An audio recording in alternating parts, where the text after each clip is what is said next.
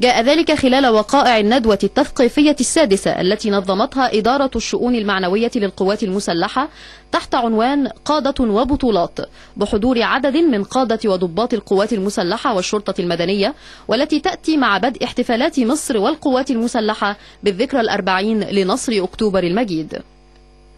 وقام الفريق أول عبد الفتاح السيسي بتكريم عدد من أبطال ورموز القوات المسلحة لما قدموه من بطولات مجيدة ساهمت في تحقيق النصر.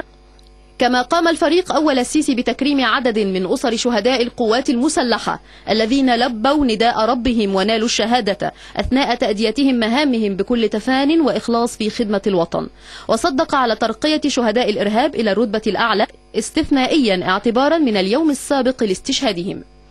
كما قام الفريق أول السيسي بتكريم أسماء عدد من ضباط الشرطة المدنية الذين استشهدوا خلال الأحداث الأخيرة